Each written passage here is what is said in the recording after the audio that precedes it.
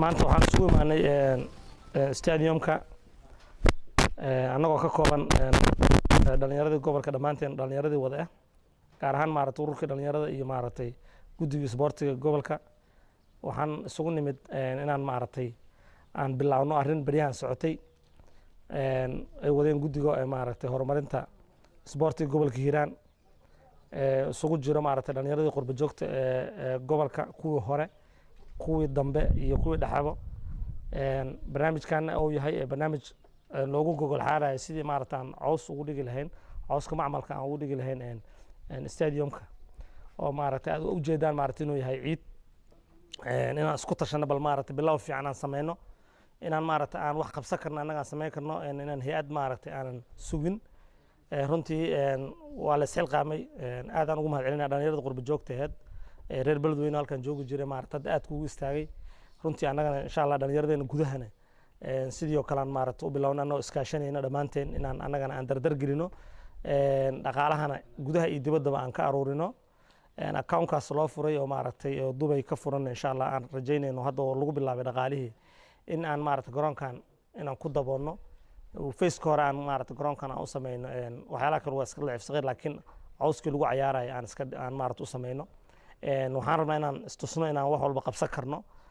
fududahay maaragtay haddii aan isugu tagno wax walba inaan sameyn karno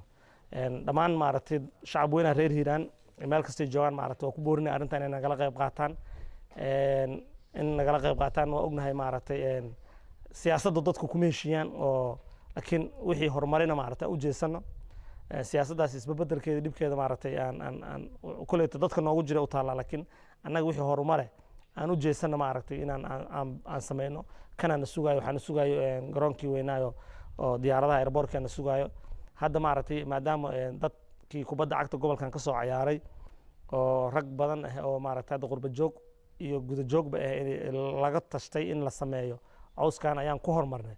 insha Allah meel fiican ay maraysaa waxaan rabnaa baaqan inuu meel kasta gaaro runtii wasiirka dhalinyarada Cabdiqani Jeeyna ugu mahadcelinaya asigana maaragtay dhinaciisa ka wadaa oo London u tagay xataa sidii uu maaragtay arrintan u dardargelin lahay ala kulli xaal waxaan go'aansanay inaan annaga aan dhaqaalaheena aan ku bixino inaan halkan ku dhigno dhaqaalaheena aan ku bixino si aan maaragtay ciyaarihii inoogu sii socdaan waqtiga isboortiga gobolka heerku ahaan jiray waa meelaha ugu fiican Soomaaliya waa ciyaartoy fiican laga helayo dad maaragtay horumarka isboortigana ka soo qayb qaateen haddaan aan ku wada jirno insha Allah aan rajaynayno in wax badan nooga soo baxaan rag badan ay iga dambeyn doono maanta waxa waaye waxaan rabnaa inaan dhammaan ummadda Soomaaliyeed reer Hiiraan dhammaanba ummadda Soomaaliyeed meel kasta joogaan in laga wada qayb qaato sidoo kale waxaan baa ku dirayaa xiriir kubadda cagta Soomaaliyeed oo annaga ma arag xilligii naga horeeyay dawladda si aad bare ma ogi laakiin haddaan intii annaga aan jirnay weli ma arkin xiriir kubadda cagta wax ay nagala qabteen haddii naga dhaxayso xiriirka uu naga dhaxay wax naga dhaxeeyahay waa inay nagala qayb qaataan hawshan cawska loo dhigayo waa ognahay meelo badan ay support gareeyeen laakiin runtii maaragtay annaga waxaan moodaa inaan weli oo contacts fiican oo maaragtay xiriir fiican oo dhaxmarin marka xiriir kubadda cagtana waxaan rabnaa inaan aan nagala qayb qaataan sidoo kale waxaan rajaynaynaa maamulka gobolka oo kaashanayo maaragtay maamulka Hirshabeelle madaxweynaha cusub Maxamed Cabdi Waare asagana inuu nagala qayb qaato baaqan inuu gaaro oo nagala qayb qaato dawladda Soomaaliya dhamaanteed waxaan rabnaa si fudud maaragtay wixii aan isku gaarsiino aan isku kaashano anagoo hay'ad iyo waxba wax ka sugan wasiir maama Khadija Maxamed Diiriye oo runtii maaragtay maamo reer Hiiraan ah waliba wax badan ay qusay maaragtay maamada inay wax ka qabato maadaama wasaaradii hadda ay hogaaminayso in garoonkan arrintiisa maaragtay ay ka qayb qaadato in noqoto maaragtay waxyaalihii ugu fiicnaa maaragtay aan ku xasuusan doono runtii maamada haddii ay wax nagala qabateen insha Allah ma waa wasiiradii Soomaaliya waa wasiirad qaran waaye ma dhehayna maaragtay dadka nooga laakiin maadaama ay shaqadeeda ay tahay maamada waxaan ka codsanaynaa maaragtay inay si fiican nagala qayb qaadato garoonkan waa garoon weyn runtii hadda 9,000 oo qof oo qaada inkastoo ka badan aan u isticmaalno oo ciyaari hadda dhici jiray maaragtay maadaama beledweyne taa meel population badan 10,000 oo ruux 12,000 13,000 markiiba ay ka qayb galaan runtii maamada mar labaad mar saddexaad waxaan ka codsanaynaa maadaama wasaaradda dhalinyarada isboortiga Soomaaliya iyada ay hogaaminayso maanta wasiiradda tahay in fursadan maaragtay nagala faa'iideysato in wax nagala qabato xoogga soo saarto noo imaado maaragtay oo kocodsan inay imaado xataa iyada ay halkaan imaado ay aragto siday wax yihiin ay nala aragto sida aan garoonkaan rabnayna wax ugu raadinayna iyadana wixii awooddeeda maadaama wasiiradda ay tahay intaasaan ka rajaynayna maarixin waxaan u mahadcelinayaa ilaahaygi nagu kulansiiyey garoonka stadium Laqaya maanta aan joogno runtii waxaan iskugu nimid sidii loo horumarin lahaa garoonkan stadium Laqaya annagoo ka kooban ururka dhalinyarada iyo bahda sportiska mas'uuliyiinta sportiska iyo ciyaartooydii macnaha ku ciyaaraysa garoonkan runtii macnaha waxaa maanta aan rabnaa inaan macnaha soo bandhigno akoon loogu talagalay oo international ah oo loogu aruurinayo lacag loogu aruurinayo si garoonkan loogu dhisi lahaa roog akoonkan wuxuu ku yaalaa macnaha Dubai laakiin waxaa loo marsiinayaa amaana ayaa Soomaali dadka Soomaali ka diray amaana ay ka diraysaa runtii waxaan rabnaa si garoonkan loogu heli lahaa oo macnaha cooska macmalka ah kaasoo haddeertaan garoon macnaha dhulkiisa adag yahay ciyaartooydana khatar ku ah dadka haddana waxaa usoo jeesta arrintan dadka gudaha jooga Soomaali oo reer Hiiraaneed iyo dadka joogay macnaha qurbaha oo reer Hiiraan ah waxaan usii gudbinaynaa macnaha wasaaradda dhalinyarada sportiska ee Soomaaliya midda Hirshabeelle xiriirka kubadda cagta iyo every person ama hay'ad kastoo shaqo ku leh inay macnaha hawshan wax ka qabato inay gacan naga siiso sidii aan macnaha ay sheegeen aan nooga saacidi lahaayeen sidii nooga saacidi lahaayeen si garoonkan uu noqon lahaa garoon macmal ah oo garoon international Hiiraan leh si aan ugu qabano annagana ciyaaraha isteediyada dhacaya Soomaaliya annagana markaan ugu qabano ama aan ku martigelino aan diyaar u nahay macnaha anagoona leh awooddeeda iyo kartideeda macnaha si macnaha u soo bandhigno runtii macnaha hadda waxaan sameynay bilaw fiican lacagii waa bilowdeen dal iyo dibadda waa ka bilowdeen haddaan nahay macnaha bahda sportska reer Hiiraan macnaha waxaan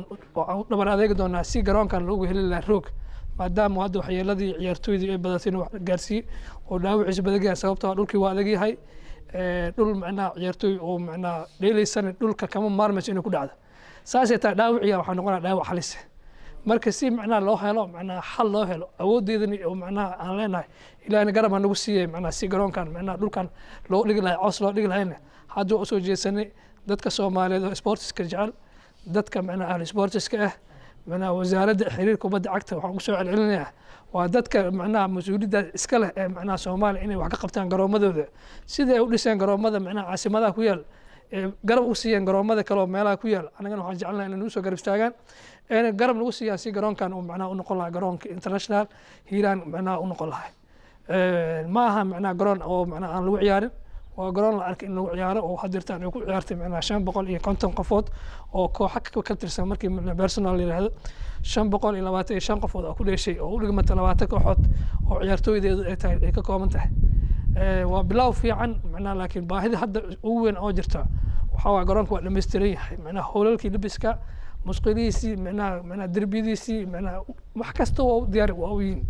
laakiin waxa culayska ugu weyn u taagan yahay dartan waxa waa garoonkii macnaha kaamkii waa meeshii burundi lagu darbeen lahay iyo shabaqii ka celin lahay macnaha u dhexeeya macnaha dadweynaha iyo isheega iyo dadka ka celin lahay caqabadda hadda jirta tahay taasna macnaha insha Allah tacaala waa noo fududaa doontaa waan dhamay doonaa sida u dhaqsaa badan waqti kasta inuu qaadato waa soo gabagabay doonaa insha Allah tacaala waxaan joognaa maanta annagoo dhalinyaradii gobolka iyo bahdii sportiska labadaba ah garoonkii kubadda cagta ee stadium Laqayo waxaan iskugu nimid sidii aan u horumarino garoonkii stadium Laqayo horumarkiisina hadda u bilowday annagoo rabno inaan dhigno hadduu Ilaahay yiraahdo cooskii macmalka ee loogu talgalay garoonka lagu ciyaaro waxaan baaq u jeedinaynaa dhammaan reer Hiiraan oo saameynta ku leh garoonkan stadium Laqayo si ay uga qayb qaataan horumarkiisa haddii aan anaga dhalinyaradii bahdii sportiska waxaan u taaganahay inaan horumarino garoonkii wasaaradda dhalinyaradii iyo sportiska iyadana waxaan sidoo kale tabaaqan u jeedinaynaa si ay noogala qayb qaataan horumarkii garoonka stadium Laqayo oo u baahan yahay garoonkii in la dhigo cooskii macmalka ahaa waxaan kale tabaaqan u jeedinaynaa xiriirka kubadda cagta Soomaaliya oo ayagana qayb lixaad leh la rabo inay ka qaataan horumarkii garoonka stadium Laqayo waa arkaysaan way hadda horumaridii iyo aruurintii garoonka lacagii loogu talgalay way bilowdeen account numberkaas oo ku qoran boorka u jeedaan xawaalada Dubai ku yaalo xawaalada amaan loo soo marsiinayo qof kasta oo macnaha qayb ka qaadanayo reer Hiiraan waxa ugu baaqaynaa in garoonka horumarkiisa ay qayb ka qaataan oo ay cid kasta waxay awooday accountkaas numberkaas ay ku soo shubto annaga haddii aan dhalinyarada gobolka noo taagana billahi tawfiiq wasalaamu calaykum. garoonka kubadda cagta Laqanyo Stadium ee degmada Beledweyne halkan waxaan u joognaa inaan horumarino garoonkan waxaan halkan baaq ugu dirayaa dhammaan jaalidaha reer Hiiraan meel walba ay joogaan xiriirka kubadda cagta iyo bahda sportska wasaaradda sportska iyo dhalinyarada waxaan halkan ugu baaqaynaa inay nagala qayb qaataan garoonkan dhisitaankiisa iyo dib u dayactirkiisa. Raxmaan Raxiim waa mahadsantiin horta aniga wax badan inaan sheego ma soo istaagin waxaan rabaa oo kaliya inaan la hadlo bahda warbaahinta iyo dadka ku nool gobolka Hiiraan oo aan rabno inay ka qayb qaataan horumarka ka jira gobolka. Soomaalidu waxay tiraahdaa dhul ninkiisa baa iska leh sidaan aragno garoonkan ku yaala magaalada Beledweyne waa garoonka ugu weyn ee ku yaala gobolada Soomaaliya ciyaartii finalkeed waxa u soo daawasho tagtay sidaan qiyaasay dad tiradooda lagu sheegay 3,000 oo qof dad ka badan aan raadin 12,000 oo qof dad ka badan ala qof hadii $2 laga qaado oo garoonka ku soo galo garoonkuna waxba loogu qaban karaa horumarka kale magaalada waxba loogu shaqeyn karaa dadkeena magaalada waa jiifaan waxaan leeyahay hal la kaco oo horumarka gobolkeena hal la shaqeeyo waliba qaasatan dadka warbaahinta anagu hadda idaacada baan mas'uuliin ka nahay idaacadahana waxaan ku tabarucaynaa oo u bilaabi doonaa dadka in meelaha muhiimka ah sida garoomada kaleeto in laga shaqeeyo garoonkan hadda roog oo kaliya ma aha haddii annaga aan isku filnaano oo aan noqono dad wax qabsan karna xitaa kuraastan dhagaxa lagu fariisto waxaan ka dhigi karnaa kuraas international roogyan saara karnaa layrarkii habeenkii lagu ciyaari lahaan ku xiran karnaa marka waxaan leeyahay ha loo istaago horumarka gobolka. Assalaamu calaykum waraxmatullah. Bismillahir rahmaanir rahiim. Awlan assalaamu calaykum waraxmatullahi wabarakaatu. runtii xaqiiqatan maanta waxaan isugu nimiday inaan ka hadalno garoonkii Beledweyne ku yaalay ee Laqanyo Stadium oo runtii xaqiiqatan oo garoon caalami ah oo dhismo caalami ah laga dhisay laakiin u baahan in wax weyn loo qabto waxaas oo ah garoonka in la dhigo roogii ama cawskii macmalka ahaa ee garoomada qaarkood la dhigay runtii waxaan aad iyo aad ugu boorinayaa jaaliyadda reer Hiiraan meel walba ku dhaqan yihiin ee u istaagtay si garoonkan loo dhigi lahaay roog macmal ah xaqiiqatan waxa aad ii farxad gelisay markaan arkay dhalinyaro isku duuban oo diyaar u ah inay gobolkooda wax u qabtaan ana danaynayo in maanta ay xaadir u yihiin in garoonkan la saaro roogii macmalka ahay waxaana filayaa insha Allah taala in baaqan uu gaari doono meel walba ay joogaan dhalinyarada reer Hiiraan rag iyo dumarba inay ka wada qayb qaataan horumarka socdo oo garoonkan lagu saarayo rooga oo rajaynayo in insha Allah taala saacadaha fooda nagu soo haayo fariinteena inay soo gaarto annaga haddaan nahay dadka ku dhaqan magaalada Beledweyne caasimadda gobolka Hiiraan runtii xaqiiqatan waxaanu aad iyo aad ugu rajaynaynaa in sida ugu dhaqsiyaha badan leh aan ku heli doono roogaasi waxaan kaloo aad iyo aad u goorinayaa ganacsatada ku dhaqan gudaha magaalada Beledweyne in iyagana ay ka qayb qaataan si garoonkaasi loo saari lahaa rooga waxaan kaloo aad u boorinayaa maaragtay xiriirka kubadda cagta iyo waliba wasaaradda dhalinyarada iyo sportska Imaam Khadiija oo ah maamo ka soo jeeda gobolkan Hiiraan iyada lafaanteeda ka qayb qaadato horumarka garoonkan ee rooga lagu dhigay cawska macmalka ah guud ahaanba waxaan u jeedinaa baaqayna jaaliyadda reer Hiiraan meel walba ay joogaan iyo dowlad goboleedka hadda curtunka ah ee Hiirshabelle oo Maxamed Cabdi Waaro madaxweynaha ka noqday isagana waxaa leenahay kaalintii dowlad goboleedka Hiirshabelle ay ku lahayd inay ka qayb qaadato arrintan socoto waxaan aad iyo aad ugu boorinaynaa inay iyagana kaalintooda ka qaataan wasiirka dhalinyarada iyo sportska Cabdiqani Jenyo isagana dadaalka uu wado dal iyo dibadda uu ka wado isna kaga mahadcelinayna waa nin aad u nahay howlkarnimadiisa iyo dadaalka uu wado xataa inuu garoonkan roog uu dhigo wuxuu u tagay wadamo kala duwan oo kamid ah Yurub waxaan aad ugu mahadcelinayaa dadaalkaas uu wado laakiin dhalinyarada reer Hiiraan meel walba ay rag iyo dumar waxaan iyagana aad ugu mahadcelinaa dadaalka ay wadaan si laba jibaaraan dadkii oo hore u gaarin baaqaanne inay hadda ay maqlaan ayna ka soo joogaan sida ugu dhaqsiyaha badan leh waad aragtaan akoonka gadashida ku yaalo waa akoonka ammaan oo ka furan yahay cid walba way arki kartaa akoonkaas isticmaali kartaa wax walba u baahatay ku gudi kartaa wadamada qaarkoodna waxaa loo sameeyay guddiyaas ay la xiriiri karaan insha Allah taala waxaan aad iyo aad idinku mahadcelinayaa kuri jeer in aad ka qayb qaataan horumarka ka socda gobolka Hiiraan qaasatan sportska bahda sportska iyo ururka dhalinyarada intaba ay wadaan waana mahadsantiin bahda saxaafadana aad ugu mahadcelinayaa. Wassalaamu calaykum warahmatullahi